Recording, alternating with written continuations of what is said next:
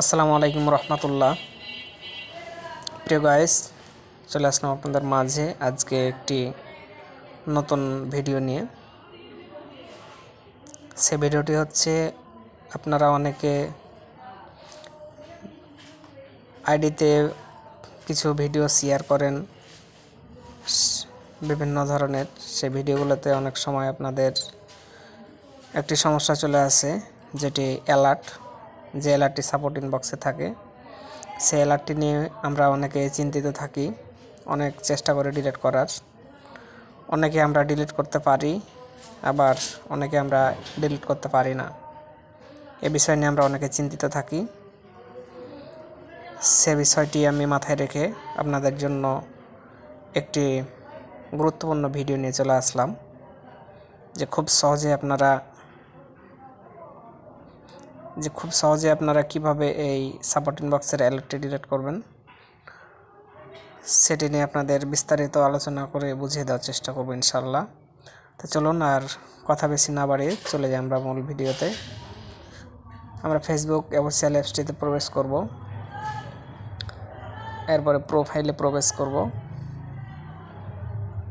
আমরা প্রোফাইলে প্রবেশ করলাম, এরপর থ্রি ডট আইকনে ক্লিক করে আমরা ম্যানেজ পোস্ট সেটি খোঁজার চেষ্টা করছি।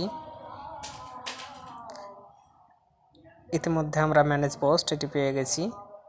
সেখানে আসলে পরে আপনারা আপনাদের আইডির সমস্ত শেয়ার করা ভিডিও এবং আপনারা যে ভিডিও ছেড়েছেন এগুলো দেখতে পাবেন।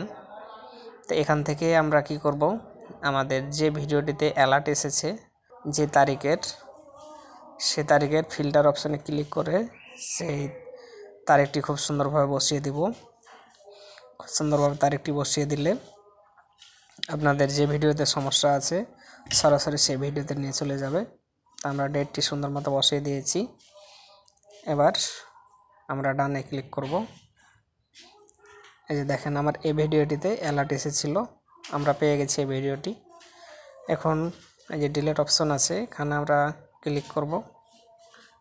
ডিলিট অপশনে ক্লিক করলে ডিলিট পোস্ট একটি অপশন দেখতে পাচ্ছি। এরপরে ডিলিট পোস্ট এখানে ক্লিক করলে আমাদের অ্যালার্টটি ডিলিট হয়ে যাবে। অ্যালার্টটি ডিলিট হয়ে গেছে ইতিমধ্যে। এরপরও আমাদের অ্যালার্ট নেই, তাই আমরা এখান থেকে ব্যাকে নিয়ে আমরা আবার সাপোর্ট ইনবক্সে গিয়ে আবার আপনাদের দেখিয়ে দেওয়ার চেষ্টা করব যে আমাদের যে অ্যালার্টটি ডিলিট করলাম সে অ্যালার্টটি ডিলিট হয়েছে কিনা সেটি দেখানোর চেষ্টা করব। এই জন্য আমরা আবার সাপোর্ট ইনবক্সে ক্লিক করব। ইউর অ্যালার্ট, দেখেন এখানে কোনো ভায়োলেশন নাই বা অ্যালার্ট নাই। একটি ভিডিও বানাতে অনেক পরিশ্রম হয়, তাই ভিডিওটি অবশ্যই লাইক, কমেন্ট, শেয়ার করে পাশে থাকবেন। ধন্যবাদ সবাইকে।